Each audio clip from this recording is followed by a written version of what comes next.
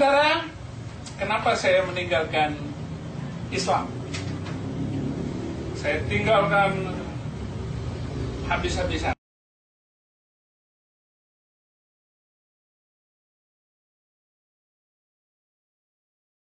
Assalamualaikum warahmatullahi wabarakatuh. Warabbina al-masih. Terima kasih kesempatan yang luar biasa. Nama saya Saifuddin Ibrahim. Ya, saya orang Bima, lahir di Bima. Di Bima nggak ada orang Kristen. Kalau ada Kristen pendatang. Kelas 6 SD saya baca Injil. Saya baca Injil, kemudian mama saya tahu, kamu baca apa? Ini mak, ini kitab sucinya orang Kristen, nanti kamu jadi orang Kristen. Saya bilang sama mama saya berjanji saya akan menjadi pembela Islam paling berani. Itu janji saya. Tamat SD penasaran di mana sekolah yang mengajarkan Injil. Karena waktu itu Al-Quran belum ada terjemahannya. Tahun 76 saya baca Injil pertama itu. Belum ada. Nah, yang saya tahu terjemahan Al-Quran dalam bahasa Indonesia diterjemahkan oleh Profesor Dr. Mahmud Yunus, orang Aceh. Dan tafsir itu sudah berantakan semua di loteng karena nggak dibaca. Itu. Tamat SMP, alhamdulillah tamat SMA saya dapat beasiswa dari pimpinan pusat Muhammadiyah. Saya kuliah di Solo. Saya ambil jurusan perbandingan agama, semua agama saya pelajari, Yahudi, Kristen, Islam saya pelajari, Hindu, Buddha saya pelajari semua. Apalagi Islam. Saya harus menguasai Islam itu. Usuluddin, jurusan Usuluddin, jurusan perbandingan agama. Nah, saudara-saudara, tamat itu SMA, selesai kuliah itu saya langsung mengajar di Jepara dengan idealis yang tinggi. Saya menjadi kepala SMA di Muhammadiyah Jepara, masih bujang. Suatu hari saya dakwah di satu kecamatan, ada gadis berbaju merah. Kemudian saya tanya kepada yang menjemput, masih gadis ya, masih bisa diatur nggak? Bisa nggak? 3 hari saya lamar, diterima. Lahir 3 anak laki-laki semua. Yang pertama baju putih itu saya kasih nama Fikri Khomeini, yang kedua Saddam Hussein, yang ketiga Muammar Gaddafi. Kenapa saya kasih nama tokoh-tokoh itu? Karena saya nggak suka dengan Kristen. Saya mau jadikan 3 orang ini teroris besar supaya sembelih semua orang Kristen. Jadi sembelih orang Kristen, betapa bencinya dengan Kristen itu. Tetapi memang kita hebat dan ajaib. Alhamdulillah, mungkin ini maksudnya Tuhan memanggil saya supaya tidak membunuh manusia lain karena perbedaan keyakinan. Gitu. Aku ini Tuhan telah memanggil engkau untuk maksud penyelamatan. Telah memegang tanganmu, aku telah membantu engkau dan memberi engkau menjadi perjanjian bagi umat manusia. Saya baca ayat ini, terima kasih. Saudara, setelah saya mengajar di Jepara, terakhir saya mengajar di sebuah pesantren, itu pesantren terbesar di Indonesia. Luas lahannya 1.200 hektar. Murid 11.000, karyawan 3.000, guru 800 hektar. 800 orang. Sehari kalau masak beras itu 5 ton. Sayur 5 ton, buah-buahan 5 ton, tempe 2 ton, ikan 2 ton. Di pesantren ini saya mengajar sebagai guru Al-Quran. Guru Al-Quran, guru tafsir, bla bla bla. Itu macam-macam yang Islam itu. Jadi kalau saya jadi orang Kristen itu kemurahan Tuhan. Enggak mungkin saya jadi orang Kristen Enggak ini tadi. Ya, nggak mungkin saya jadi orang Kristen. Semua karena kemurahan Tuhan. Nah, ini pesantren Az-Zaitun Indramayu. Bapak pernah dengar nama itu kan? Nah, di pesantren ini saya kepala humas. Next. Saya kepala humas di pesantren ini. Waktu itu masih ini gambar saya masih kepala humas di sini nih. Iya. Yang ini Chinese Cirebon, saya panggil ayah karena di rumah dia lah saya terima Yesus Kristus. Saya kepala humas, saya guru Al-Quran, bla bla bla. Banyak tugas saya di situ. Orang yang sudah terima Alkitab dengan saya ini kemudian mengajak saya, undang saya Natalan bersama di Cirebon. Waktu saya sudah terima Alkitab ini ada logo ini. Itu teringat dengan Alkitab waktu saya masih SD, saya baca logo. Wah, ini karyanya dulu itu. Barulah saya rindu kembali dari benci kepada suka.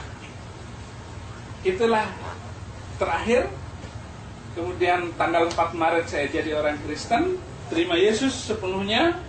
Kemudian nama saya mulai dikenal, sampai guru saya mengundang saya di Jakarta untuk belajar dengan beliau. Oke, saya mau belajar dengan Pak Guru. Guru berganti-ganti mengajar saya dan mulai dikenal banyak orang kemana-mana. Istri saya kabur, tinggalkan saya gara-gara saya masuk Kristen. Pindah dari Indramayu ke Jakarta. Rumah tempat tinggal saya tinggalkan semua, tanah-tanah yang sudah dibeli saya tinggalkan semua, jabatan dan kehormatan saya tinggalkan semua. Kontrak 2 tahun di Jakarta, hanya 7 bulan istri tinggal di situ, kabur bawa anak. Sementara nama saya sudah mulai dikenal kemana-mana, istri melarikan diri. Gak mau masuk Kristen. Iya, nggak mau. Najis katanya. Kamu makan babi. Kata saya nggak pernah makan babi. Sampai sekarang nggak pernah makan babi. Karena surga itu bukan urusan makan-makan. Di dalam perjanjian baru, bukan yang masuk ke mulut yang menajiskan orang, tetapi yang keluar dari mulut berasal dari hati. Kambing halal kan? Tetapi kalau saya bilang dari hati saya, kambing kamu, ini bahaya. Yang halal menjadi haram karena mengucapkan kambing kepada manusia. Dalam Kristen nggak ada yang ribut-ribut masalah begitu. Lu mau makan kambing ya makan, mau makan babi terserah. Apa urusannya? Mana yang haram, lebih besar haramnya ini ngomong sama-sama haram loh. Iki sama-sama haramnya. Umpama. Oke? Saudara-saudara, jadilah saya orang Kristen. Di rumah beliau, anak kabur, istri saya. Tapi 2 tahun kemudian istri saya terima Yesus Kristus. 20 Januari kemarin meninggal istri saya. Sudah meninggal. Jadi saya ini duda keren. Duren. Saya mau jadi Paulus, nggak mau mikir perempuan lagi. Saudara-saudara, kenapa saya meninggalkan Islam? Saya tinggalkan habis-habisan.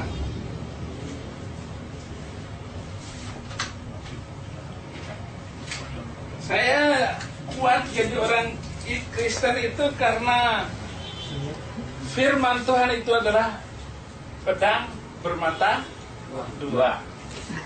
Pedang bermata 2. Ya.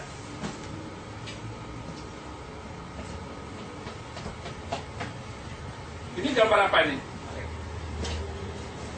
Pedang. Bermata 2. Kalau ini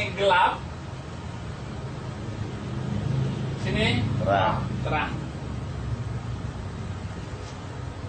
Pilih yang mana? Terang.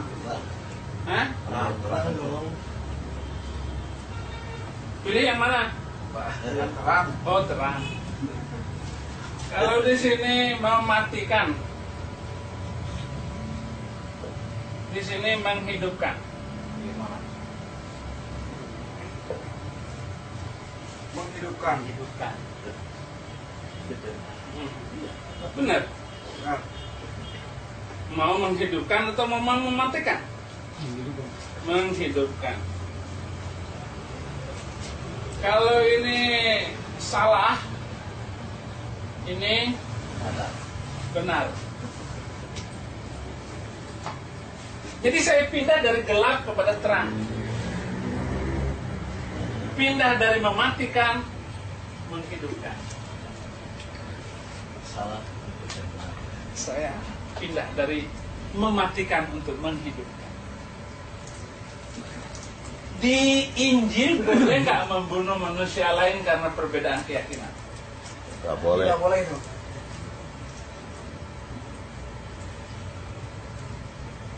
Boleh nggak membunuh manusia lain karena perbedaan keyakinan?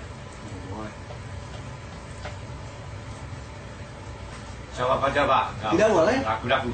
Tidak boleh. Di ajaran Islam sendiri tidak membolehkan membunuh sesama. Apakah itu orang Muslim atau bukan orang Muslim? Tidak boleh di Islam, ajaran Islam yang benar tidak boleh. Membunuh sesama nggak boleh. Nggak boleh. Nggak boleh. Tapi saya guru Al-Quran, Pak. Betul? Bahasa setelah bahasa Indonesia adalah bahasa Arab. Contoh daripada itu yang boleh. Saya guru Al-Quran. Saya ini guru tafsir Al-Quran. Tapi di Al-Quran boleh itu. Ayat berapa?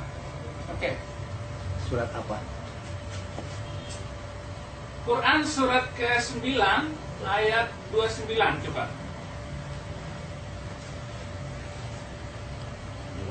Mau buka di sini, Mas. Mau buka di sini. Boleh? Boleh. Biar dibaca semua. Boleh. Berarti kan dia baca juga. Baca?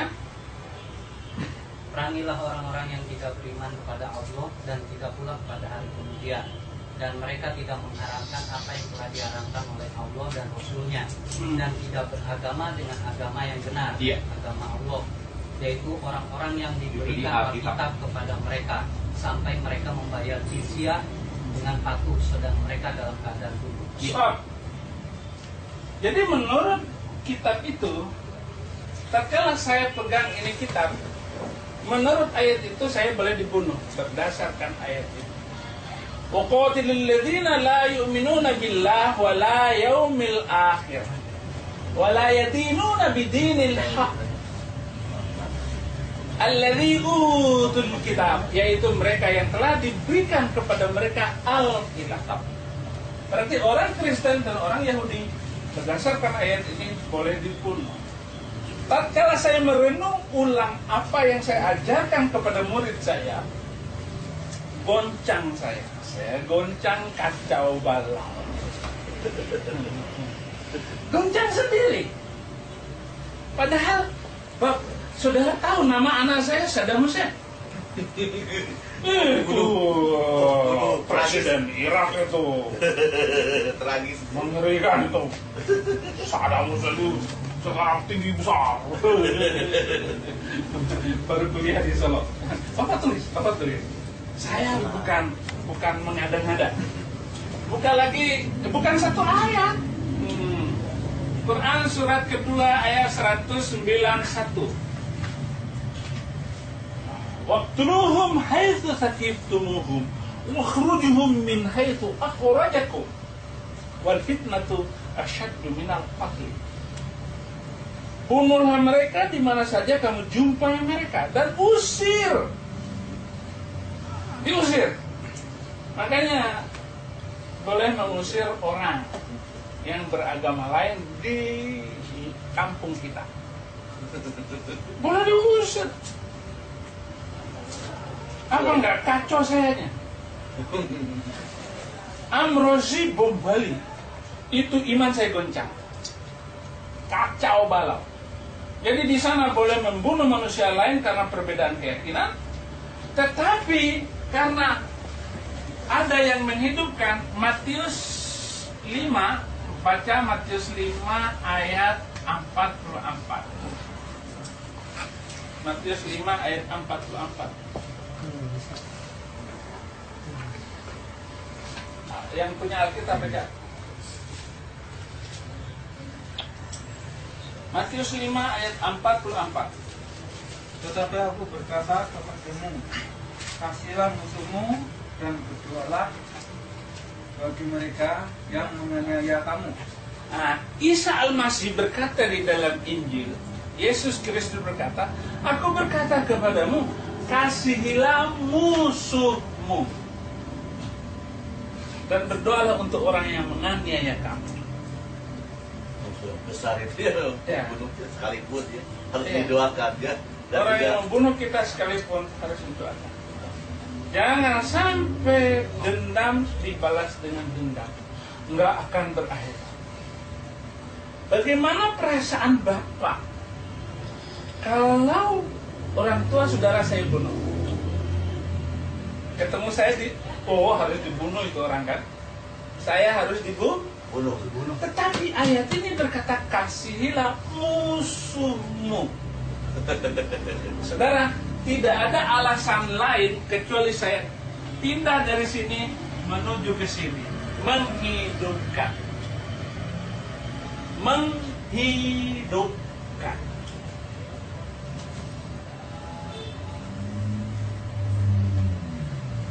Saya pindah dari Muhammad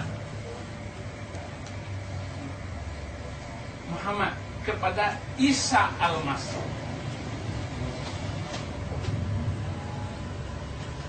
Saya pindah dari Muhammad kepada Isa Al-Masih, dari Islam kepada Kristen. Saya pindah dari situ.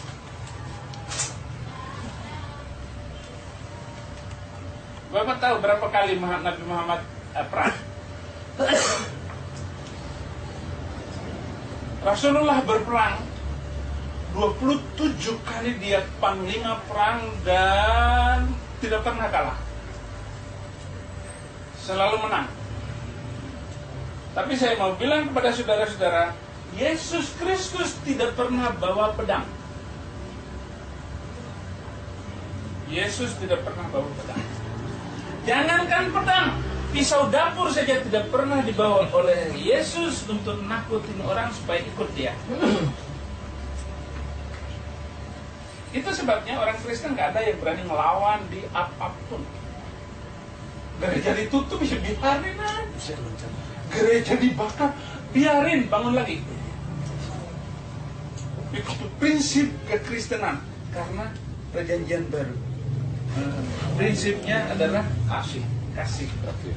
Kasihilah musuhmu. Nah, yang merah inilah perjanjian baru, yang hitam ini adalah perjanjian yang lama. Taurat. Kitab Taurat. Jadi saudara-saudara, saya pindah dari itu karena ajaran, karena kasih yang luar biasa. Nah, di sini kasihilah musuhmu. Kalau di sini mematikan. Oke. Saya tanya sekarang. Boleh nggak mencuri? Boleh. Kalau kepepet boleh nggak? Betul juga. Aceh ini ada. Aceh sudah dicukur di rambut. Mau mulai mentobat itu. Sekarang saya tanya yang panjang rambut, boleh nggak mencuri, Kang? Nggak boleh. Nggak boleh. Ya. Tapi kalau mencuri untuk perjuangan, Takut perjuangan. tidak boleh juga. Aja. Hah? Takut perjuangan boleh aja. Perjuangan boleh aja ya? Iya, nggak boleh berjuang tapi mencuri Robin Hood. takut orang lain bisa. Oh, Orang berarti lain. memang Bapak orang Islam benar gitu. Bukan surat 59. Surat 59 59 ayat 7.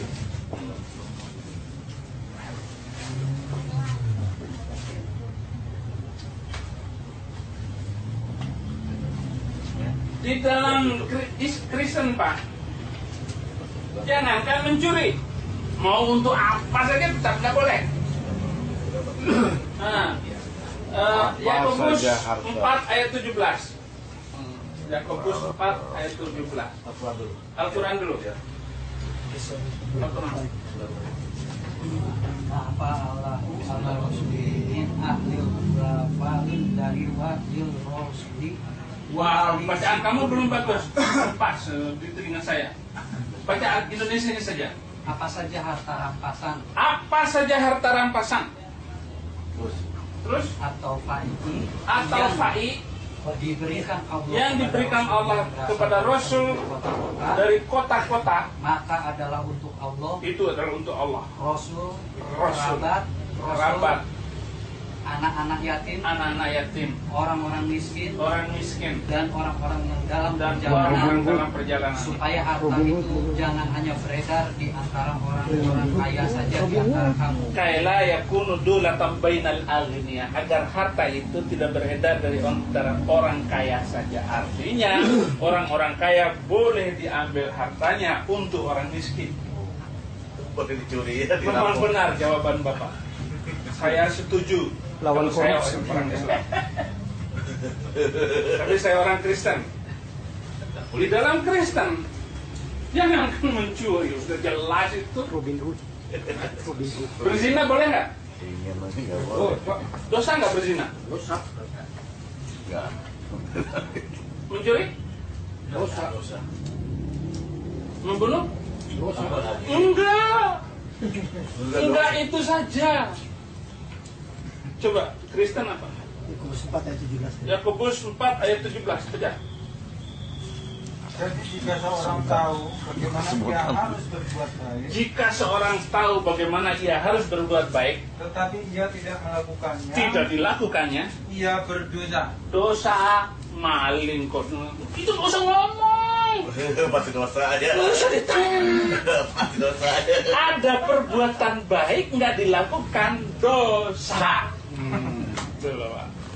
Itu makanya ini saya pindah, Pak, dari sini ke sini nih, Pak. Saya pindah. Saya memaksakan diri saya. Saya tinggalkan rumah-rumah saya tinggalkan tanah-tanah yang sudah saya beli, saya tinggalkan semua. Jabatan saya kepala rumah, setiap hari pegang uang 1 ikatan.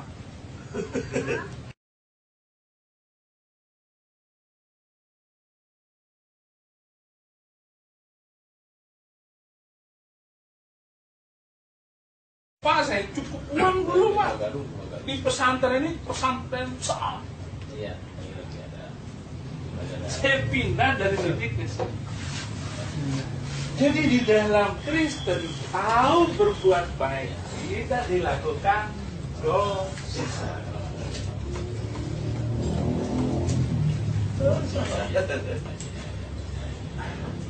Ada anak kecemplung di got. Lihatlah, tetangga bukan, ponakan bukan. Dibiarin. Dosa. Apalagi kalau anak musuh, Pak. Ini biarin aja. Kalau anak musuh kita mah biarin aja. Lebih betul. Tapi tambah sama dosa ya, Pak. Orang nggak maksud bapak jadi bunuh.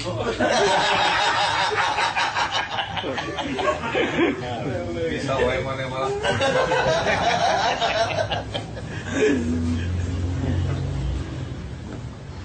Lebih daripada itu, banyak ajaran Islam itu yang nggak masuk akal saya. Ya waktu di Islam sih ya bukan nggak masuk, ya ditelan bulat-bulat. Namanya juga iman, Pak. Dibela habis, Pak. Waktu saya di Muslim dulu, masih kuliah di Solo, 15 orang Kristen masuk Islam.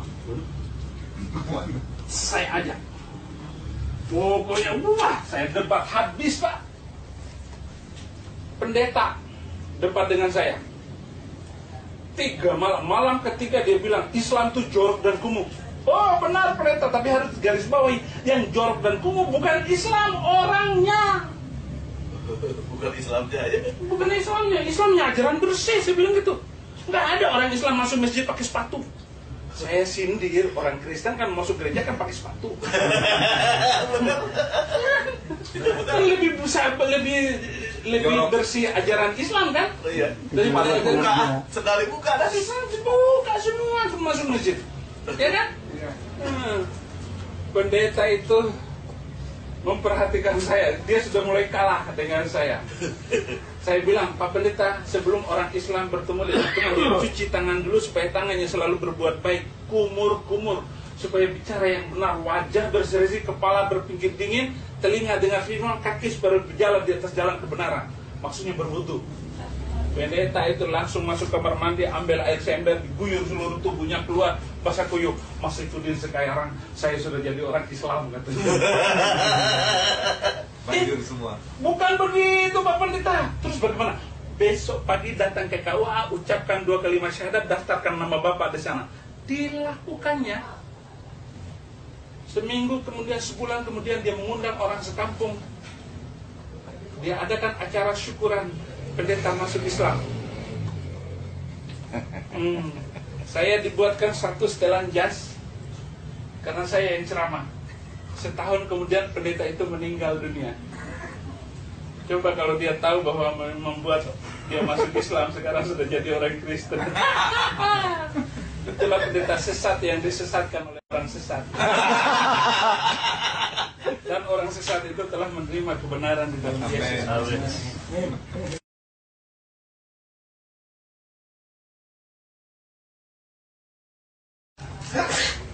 Kristen itu bukan urusan cuci-cuci sebelum masuk rumah ibadah. Lu mau kotor, mau apa, nggak masalah, duduk aja di gereja, dengarkan firman. Gak usah mandi juga nggak apa-apa. Kristen itu adalah membawa Tuhan di dalam hidup kita, menghadirkan Tuhan di dalam hidup kita, menerima Dia sebagai Tuhan dan Juru Selamat, yaitu menerima Dia di atas kayu salib yang telah menyerahkan nyawanya untuk kita, dan kita menerima Dia. Artinya kalau menerima Dia yang mati di atas kayu salib itu, ya sudah, memang saya sudah mati seperti Tuhan sudah mati gitu. Gaya ngomongnya begitu. Gak usah ngomong, masa Tuhan dimatiin gitu. Nggak usah dulu. Bukan perdebatan itu dulu ya. Ini debat mentahnya dulu. Ngomong yang mentahnya dulu. Jadi Kristen ya bukan urusan suci badan. Tetapi bagaimana menerima Dia? Udah tulus ikhlas, murni hati. Udah. Nggak mau menerima juga nggak apa-apa. Nolak juga nggak apa-apa. No problem. Bukan urusan tolak menolak. Yang nerima syukur, nolak nggak apa-apa. Karena tidak ada paksaan di dalam kekristenan. Dalam Islam pun la ikraha fid din, qad tabayyana ar-rusydu minal ghayy. Tidak ada paksaan dalam agama. Memang. Tetapi kenapa harus membawa pedang? Kenapa harus bawa pedang? Kalau ngomong tidak ada paksaan, ya jangan bawa pedang dong. Bawa kue. Bawa kue, bawa kebaikan, kedamaian, cinta, kasih.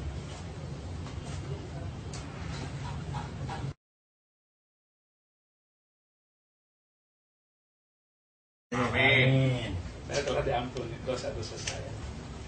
Menerima dosa sebesar apapun, menerima Dia dilepaskan, dibersihkan. Dan mau nggak menerima Dia sebagai Juru Selamat? Nah, saudara,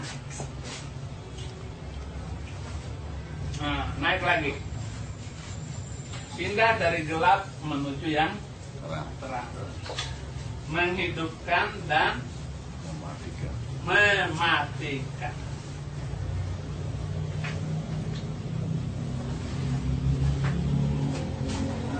Maaf Pak, Bapak namanya siapa? Suryawan. Pak Suryaman. Pak Haji. Bukan itu. Pak Haji. Ya. Oh, Pak Haji.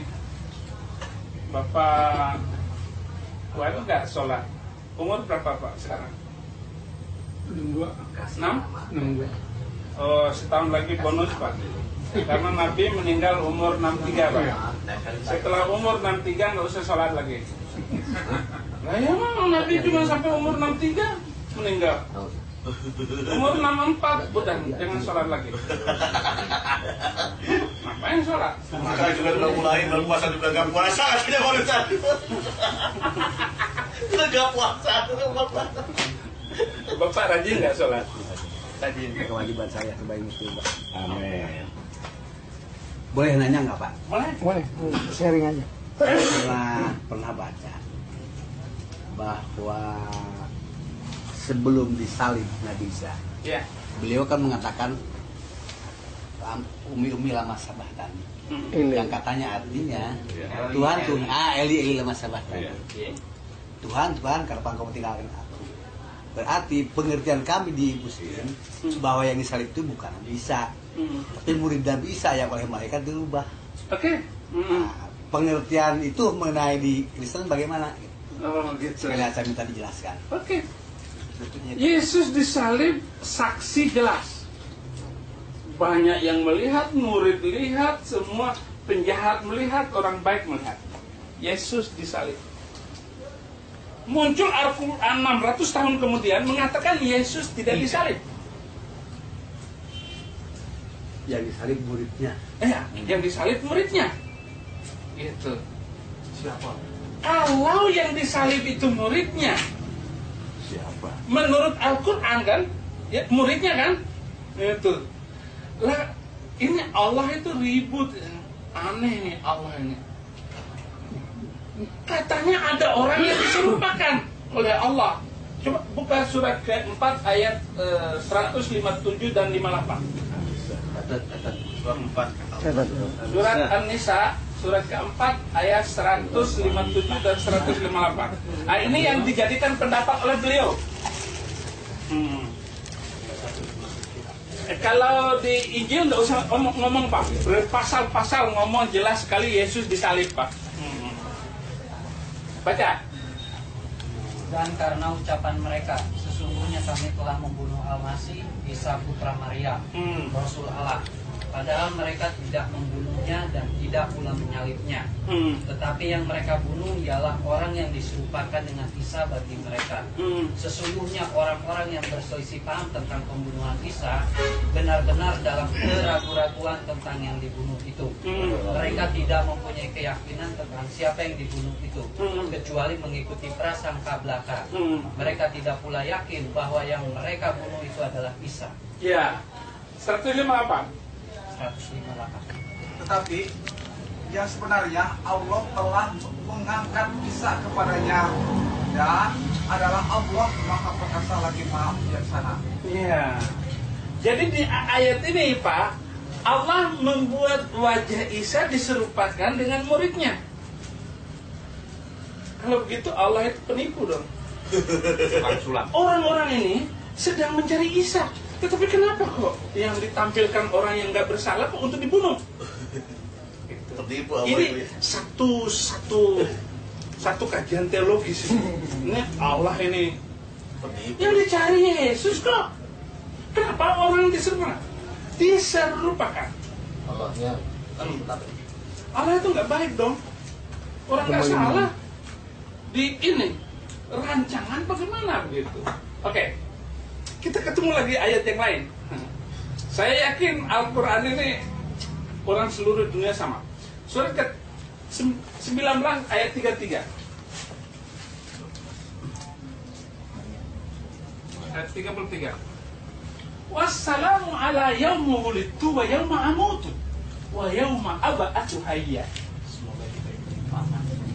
Semoga diberi kesejahteraan pada saat aku lahir, pada saat aku mati, dan saat pada aku dibangkitkan hidup kembali. Iya. Wassalamu ala yawma wulidtu. Wassalamu ala yaumu wulidtu wa yauma amutu wa yauma ab'atsu hayya. Bahasa Jerman. Selama sejahtera pada hari aku lahir, pada hari aku mati, pada hari aku dibangkitkan, Hidup kembali. hidup kembali. Di Al-Quran, Pak, dikatakan di sana Yesus tidak dibunuh, tetapi diangkat dalam keadaan hidup. Tetapi di ayat ini, hari dia lahir, hari dia mati. Nggak cocok. Ini Yesus masih hidup apa sudah mati? Hidup. Nah itu ada matinya, ada hidupnya. Saya bingung, Pak. Saya terus terang sebagai ahli tafsir Al-Quran bingung sendiri. Dengan satu Al-Quran berbeda pendapat. Pegangan tembok kalau bingung. Satu saja perbedaan untuk mengakui Al-Quran sebagai wahyu dari Allah. Belum lagi, Pak, belum lagi ngomong perbedaannya. Gini loh. Nah, saya ngomong perbedaan yang lain. Isa Al-Masih, ibunya Maryam.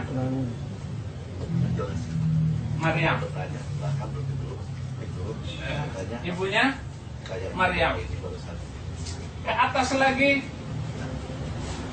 Imran. Punya anak 3. Nah, dia punya anak 3. Musa, ya. Meriam. Nah, Harun. dia punya Musa kan? Ya. Harun. Harun. Musa. Harun. Maryam. Dulu Maryam, Harun, Musa. Maryam. Meriam. Harun. Musa. Harun Musa. Kakaknya, bapaknya. Ya.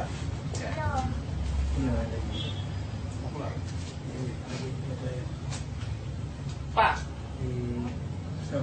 di dalam Al-Quran itu ada Ali Imran, surat ketiga. Al-Fatihah, Al-Baqarah, Ali Imran. Nah, Ali Imran itu disebut turunan Imran. Imran ini punya anak, Maryam, Harun, Musa. Tetapi Maryam inilah yang disebut oleh Al-Quran sebagai ibu Yesus Kristus. Nih, ibu Yesus Kristus itu Maryam ini. Padahal, Pak, Maryam, Zaman Yesus. Dia zaman Musa. Maryam ibunya Yesus ini 1500 tahun. dengan Imran ini zamannya 1500 tahun. Selisihnya. Selisihnya. Selisihnya. Salah kaprah. Selisih antara si Imran itu dengan Maryam ibu Yesus 1500 tahun. Tetapi Al-Quran mengatakan ini dari Allah lewat Jibril diturunkan kepada Muhammad. Loh, orang Maryam ini dengan Maryam Imran ini, Pak, jauh beda. Jadi sayang sekali Al-Quran tidak hati-hati menulis sejarah itu. Satu saja kesalahan itu, Pak, secara Al-Quran tidak bisa dipercaya. Ini di surat apa nih, Pak? Ini di surat apa? Itu surat ketiga. Ali Imran itu surat ketiga. Ayat. Ya, Enggak. ayatnya. Suratnya namanya surat Ali Imran. Tenang dulu. Banyak ayatnya. Enggak mengada-ngada. Supaya enggak bingung kan, Bapak-bapak. Kalau begitu, Pak, kalau beliau sudah ingat-ingat gitu. Kita ngomong kitab suci mereka dulu. Maria, ibu Yesus dengan Maryam yang diceritakan oleh Al-Quran itu tidak sama zamannya. 1500 tahun itu selisih. 1500 tahun, Pak. Bagaimana mungkin saya bisa meyakini itu? Saya sebagai guru sejarah juga, guru sejarah Al-Quran. Tapi saya temukan kejanggalan-kejanggalan yang jelas setelah saya jadi orang Kristen. Belum ajaran yang lain. Saya tidak sanggup mengikuti Rasulullah. Di satu ayat, laqad kana lakum fi Rasulillahi uswatun hasanah. Sementara Rasul itu adalah teladan yang baik. Teladan yang baik kan apa saja harus diikuti dong. Saya nggak mampu istri 11. Al-Quran berapa boleh istri? 4. Tetapi Rasulullah 22. sejarah yang kuat 11.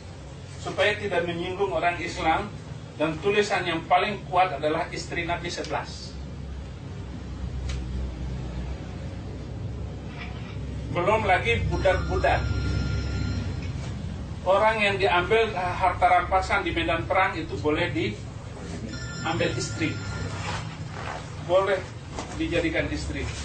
Itu tanpa kawin. Kalau itu misalnya dapat di medan perang, itu nggak perlu kawin lagi, langsung tidur.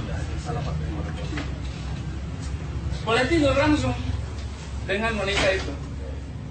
Bapak nggak percaya?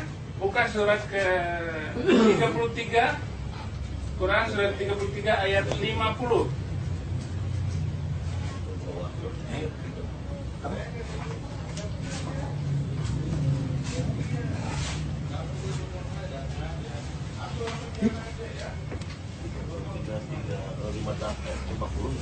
Ya, Abi. Hai Nabi, sesungguhnya kami telah menghalalkan bagimu istri-istrimu yang telah kamu berikan mas kawinnya, dan hamba saya yang kamu miliki, yang termasuk apa yang kamu peroleh dalam peperangan yang dikaruniakan Allah untukmu. Dan demikian pula anak-anak perempuan dari saudara laki-laki bapakmu, anak-anak perempuan dari saudara perempuan bapakmu, anak-anak perempuan dari saudara laki-laki ibumu, dan anak-anak perempuan dari saudara perempuan ibumu yang turut hijrah bersama kamu, dan perempuan mukmin yang menyerahkan dirinya kepada Nabi kalau Nabi mau mengawininya sebagai pengkhususan bagimu. Ya, jadi Nabi dapat hadiah khusus. Ada wanita muslim yang menyerahkan diri kepada Nabi itu tanpa menikah, Pak. Misalnya Haulah. Haulah itu bibi Nabi, adik Aminah, ibu Nabi. Itu wanita itu, bibinya itu datang kapan saja untuk bertemu dengan Nabi, menyerahkan, maksudnya tidur dengan Nabi. Menyerahkan diri kepada Nabi. Boleh itu? Khosotalin Nabi, hadiah khusus untuk Nabi. Itu boleh.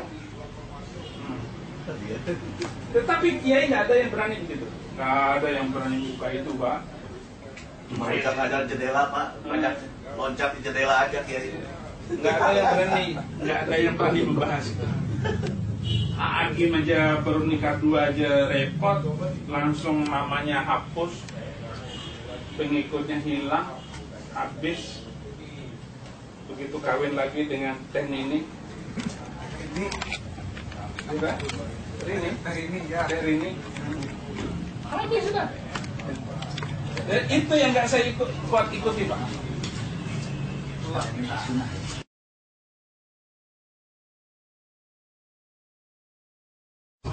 Orang tiap hari masuk Kristen, Pak, dari Islam. Kenapa? Karena ajaran Islam tidak mampu dipertahankan. Mau mempertahankan apa? Repot. Sholat 5 waktu siapa kuat? Kalau sehari semalam sih kuat. Lah, sampai mati. Capek. Capek, Pak. Makanya ngambil yang enak, ngambil yang enak selamat. Islam, syahadat, sholat, puasa, zakat, haji harus dilakukan. Melalaikan salah satu dari ajaran ini Berarti akal. Enggak juga, Pak, kan kelebihannya Allah tidak memberatkan sebatas kemampuan. Dalam artian, kalau saya kan bisa berdiri, Bapak lebih paham ya. Bapak bekas dosen Islam. Kalau tidak mampu kan bisa sambil tidur. Oh iya. Jadi tidak terlalu memberatkan ketika puasa. Kalau yang sanggup silakan puasa. Kalau karena sakit kan bisa ada. Bisa fidyah, balikan fidyah. Jadi tidak bukan harga mati gitu. Terus kalau tidak melaksanakan itu kan Bapak bilang barusan kufur, kafir. Nah, banyak sendiri orang muslim yang tidak mampu mau haji kan tidak kafir, bukan kafir. Karena tidak disesuaikan dengan kemampuan ekonomi. Oke, baik. Saya terima pendapat Bapak. Kita lanjutkan. Buka surat kelima ayat 44. Ambil ayatnya. وَمَنْ لَمْ يَحْكُمْ بِمَا أَنْزَلَ اللَّهُ وَمَنْ لَمْ يَحْكُمْ بِمَا orang bima disebut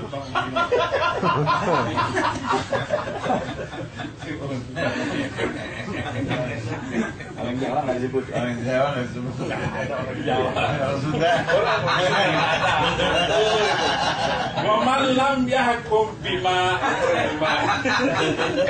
Bima horum. Oke, baca ayat artinya.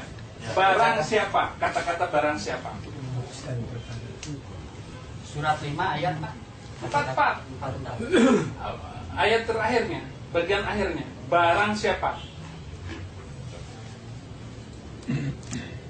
Barang siapa yang tidak memutuskan menurut apa yang diturunkan Allah, maka mereka itu adalah orang-orang kafir. Ya. Pak, jelas sekali ke ayatnya itu. Mau masuk. Siapa yang tidak memutuskan perkara berdasarkan apa yang diturunkan Allah, kafir. Nah, itu kan garis besar ya Pak. Ada terjemahan lain atau ada penafsiran lain. Nggak ada. Yang itu gini-gini. Nggak boleh. Pak, bukan harga mati saja, bukan harga mati. Pak. Cari ayat dimanapun. Kalau Bapak mengatakan ada harga mati, ada harga hidup, oke. Kalau Bapak enggak ya, bukan surat kelima ayat 50, lompat ke 50-nya.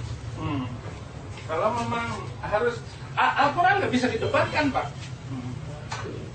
Wa samina wa atona. Dan 50. Ya. Maka hukum jahiliyah yang mereka kehendaki. Stop. Apakah kamu mengikuti hukum Pancasila atau Quran? Jariah itu bukan suatu sila ya.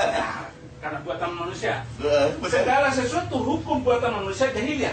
Berarti beda itu dengan kitab suci. Dan hukum siapakah yang lebih baik daripada hukum Allah bagi orang-orang yang Stop. yakin? Ya Allah, saya yakin dengan Al-Quran. Saya harus melakukan hukum Al-Quran.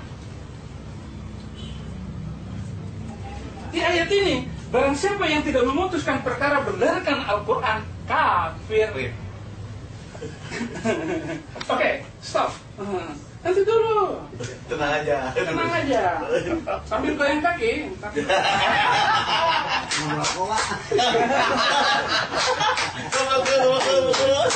Surat kelima ayat 38. 538. Catat terus pokoknya, kalau nggak catat rugi. Catat. Saya aja nanti. Laki-laki yang mencuri dan perempuan yang mencuri, potonglah tangan keduanya sebagai pembalasan apa yang mereka kerjakan dan sebagai siksaan dari Allah. Dan Allah Maha Perkasa lagi Maha Bijaksana. Oke? Sudah berlaku nggak hukum pencuri di Indonesia? Belum, Mbak. Aceh. Sudah berlaku hukum itu? Belum. Berarti nggak ada orang Islam di Indonesia? Ya, karena ajasi Indonesia bukan berdasarkan kepada ajas hukum Islam, Pak. Kalau begitu pergi ke Arab Saudi, tinggal di sana. Justru makanya negara kita menganut nasionalisme itu, Pak. Agama boleh di sini. Seharusnya kalau yang hukum Islam diterapkan seperti di Aceh, pakai hukum Islam. Tapi ini kita berbicara Quran. Kalau begitu, bagaimana kehidupan kita? Bapak mau setengah-setengah Islam apa setengah mati? Nggak bisa, Pak. Artinya saya katakan tidak bisa melakukan ajaran Islam. Kalau sekedar sholat, Pak, silakan sholat. Mau puasa sampai mati, silakan. Tetapi kalau sudah memperlakukan hukum potong tangan, ini urusannya, Pak. Tidak bisa memberlakukan. Kenapa Pak? Kalau sekedar sholat saya kuat Pak.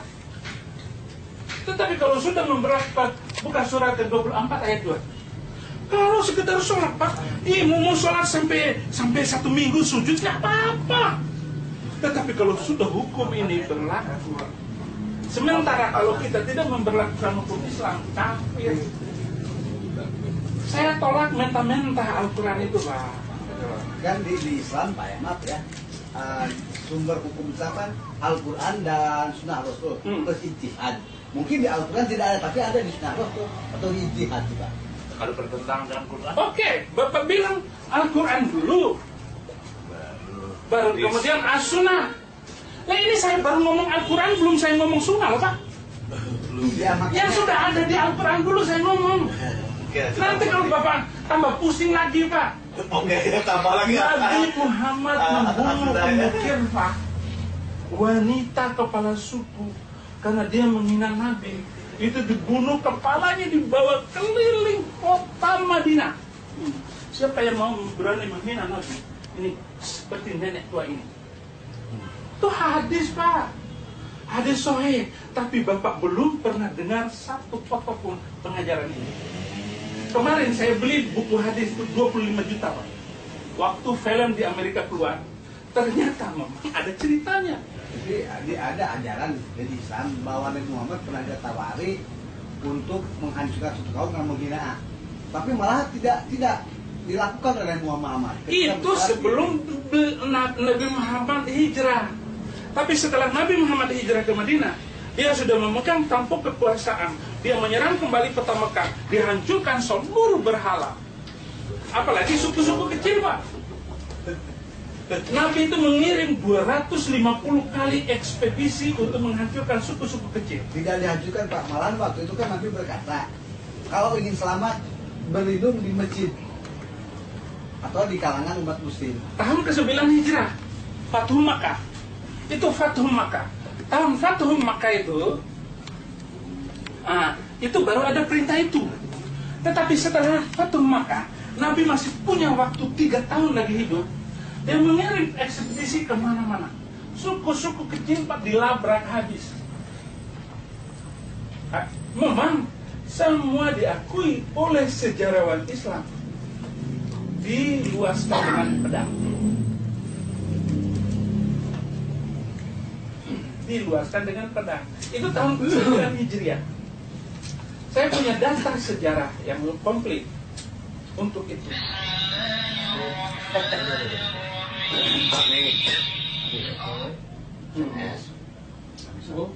Iya. Biar diberikan kesempatan bertanya. Oke. Terus. Poin ketiga ini, laki-laki yang mencuri potonglah tangan keduanya.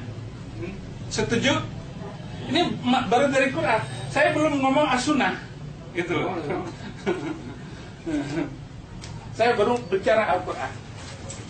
Potong aja Pak. Ya. Lanjutkan. Surat ke-24 ayat 2. Perempuan yang berzinah dan laki-laki yang berzinah, maka deralah tiap-tiap seorang dari keduanya 100 kali dera. Dan janganlah belas kasihan kepada keduanya mencegah kamu untuk menjalankan agama Allah. Jika kamu beriman kepada Allah dan hari akhirat, dan hendaklah pelaksanaan hukuman mereka disaksikan oleh sekumpulan dari orang-orang yang beriman. Ya, ayat ini berlaku nggak di Arab Saudi? Berlaku. Berlaku. Berlaku di Arab Saudi. Tetapi yang dihukum hanya TKW. Oh, tapi enggak. Orang Saudi enggak. Wah, licik orang Saudi. Ya berarti ajarannya mah betul, hanya pelaksananya itu yang nggak benar. Iya Pak. Kalau sudah jelas di Al-Qurannya kan begitu, itu jadi dilaksanakan penganutnya yang salah, bukan agamanya, bukan Al-Qurannya, begitu. Kesimpulannya. Oke, saya setuju itu. Kenapa? TKW dikirim ke Arab Saudi pulang hamil. Dan sekarang ini di Arab Saudi saja ada 150 orang TKW yang sedang menanti hukuman mati. Kenapa? Di Arab Saudi. Karena dia membunuh tuannya. Belum di seluruh tanah Arab itu ada 1.500 orang. Seluruh tanah Arab. Negeri Arab itu 22 negara. Banyak yang sedang menanti hukuman mati karena dia membunuh tuannya. Nah, di dalam Islam itu, Pak, TKW yang datang ke Indonesia itu boleh ditiduri. Karena jelas ayatnya. Ayatnya jelas, Pak. Kita buka. Buka surat ke-33. Surat ke-33 ayat 52. Jangan ngomong sembarangan, harus ayat, ada suratnya. Afirmasi banyak, Pak. Iya. 33 ayat yang 52. Hari ini kamu tidak boleh kawin lagi, walaupun ada wanita yang lebih cantik. Tidak halal bagimu mengawini perempuan-perempuan sesudah itu, dan tidak boleh pula mengganti mereka dengan istri-istri yang lain. Meskipun kecantikannya menarik hatimu, kecuali perempuan-perempuan hamba sahaya yang kamu miliki. Dan adalah Allah Maha mengawasi segala sesuatu. TKW yang sudah didatangkan dari Indonesia masuk di sebuah rumah Arab Saudi itu adalah masuk kecuali perempuan-perempuan yang kamu miliki. Itulah yang disebut dengan hamba sahaya. Ila ma malakat aimanukum. Wanita-wanita yang kamu miliki. Nah, itu oleh hukum Islam itu boleh ditiduri. Boleh, Pak, tidur. Nah, itulah sekarang orang Saudi itu. Ada 150 orang TKW Indonesia yang sedang menanti hukuman mati di Arab Saudi. Kenapa? Karena dia membunuh tuannya. Siang hari bekerja kepada tuan untuk nyuci apa segala, malam hari kerja sama dengan tuan laki. Gitu. Kenapa? Al-Qurannya membolehkan, Pak. Goirun maklumin. Al-Quran membolehkan. Waktu Luqman Harun sudah ngomong bahwa jangan mengirim lagi TKW ke Arab Saudi. Kalau negeri lain boleh lah. Jangan ke Arab Saudi. Om dimakan, Pak. Ini muka bangsa Indonesia mau ditaruh di mana?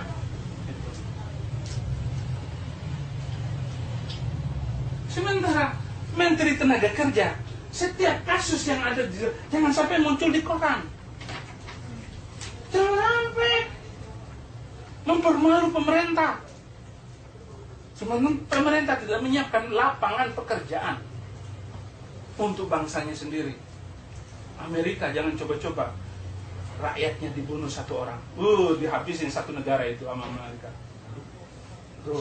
Begitu protektif menyayangi penduduknya.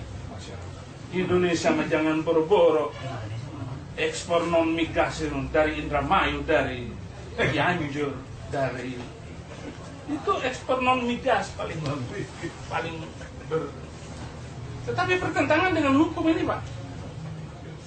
Kalau mengikuti hukum ini repot siapa kuat. Masih banyak itu Abi ditambah. Surat 4 ayat 3.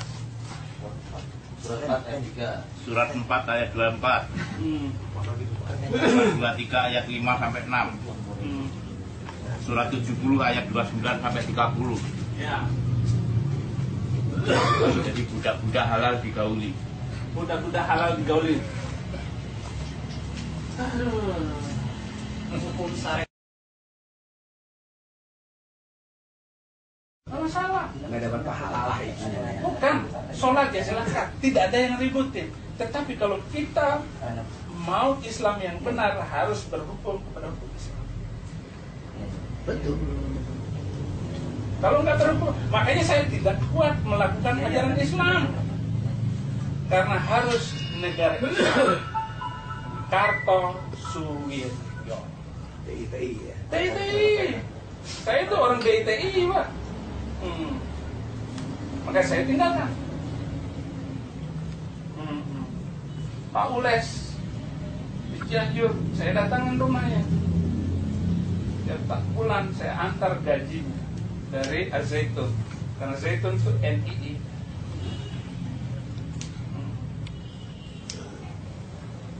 Harus ber-NII. Kalau sekedar itu mah.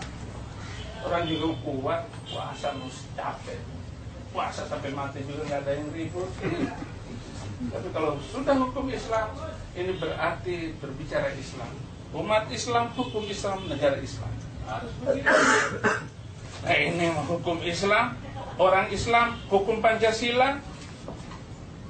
Ya nggak bisa, nggak nyambung ngomongnya.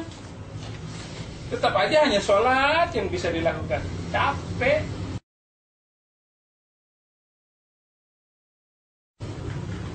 Maka Roma 7 ayat 6.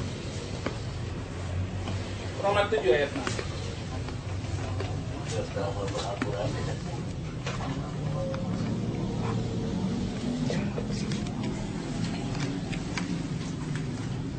Roma 7 ayat 6. Roma 7 ayat 6. Tetapi sekarang kita telah dibebaskan dari hukum Taurat. Stop. Kita telah dibebaskan dari hukum Taurat. Hukum Taurat itu Pak, kalau Islam sholat 5 Pak, 5 kali. Taurat 7 kali Pak sholatnya. Kebanyakan Pak. Banyak ya. Hah? Kita bahas sholat yang mana lagi? Ya ada orang Yahudi sana tuh sholat sampai 7 kali. Sholat sunat. Sunat, sholat. 5 kali aja jarang. Ulang lagi Pak. Stop. Tetapi sekarang kita telah dibebaskan dari hukum Taurat. Telah dibebaskan dari undang-undang semacam itu. Terus? Sebab kita telah mati bagi Dia yang mengurung kita, sehingga kita sekarang melayani dalam keadaan baru menurut roh, dan bukan dalam keadaan lama menurut hukum Taurat. Pak Haji, sholat itu beban nggak? Kalau nggak sholat masuk neraka. Sholat capek. Artinya beban kewajiban sholat itu adalah beban yang mengurung kita.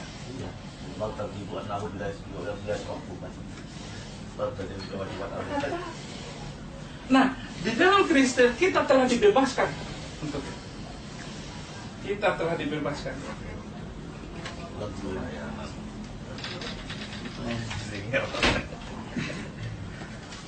Kita telah berada di dalam melayani dengan roh, yaitu dari hati. Melayani dengan hati.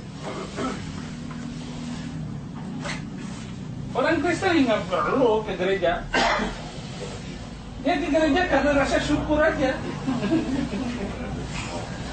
Orang Kristen nggak perlu berbuat baik. Kalau sudah jadi Kristen nggak usah berbuat baik. Yang jelas pasti masuk surga. Kenapa? Karena telah menerima Dia di dalam hati kita sebagai Tuhan dan Juru Selamat. Tapi kenapa masih banyak malah Pak orang Kristen yang berbuat baik? Kan itu udah dilarang. Oke. Ulangi lagi ayatnya.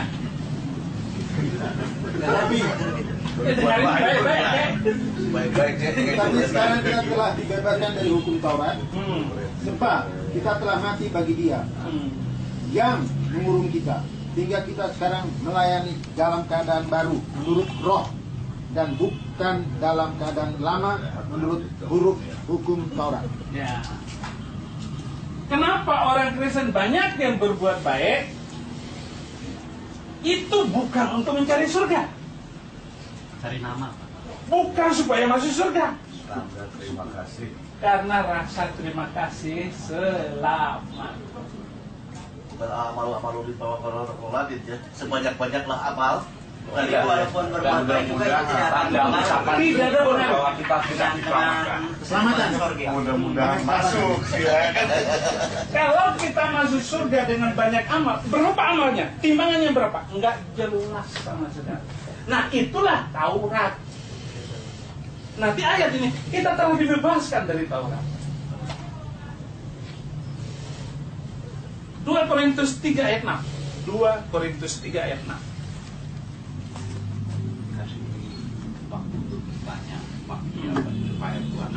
Ini 2 Korintus 3 ayat 6. ayat 6.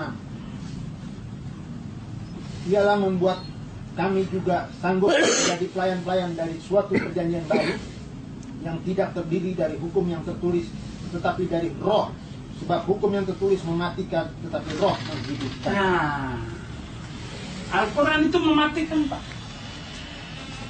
Kalau saya ikut Al-Quran, mati saya. Beban capek. Kata ialah itu ganti dengan Yesuslah.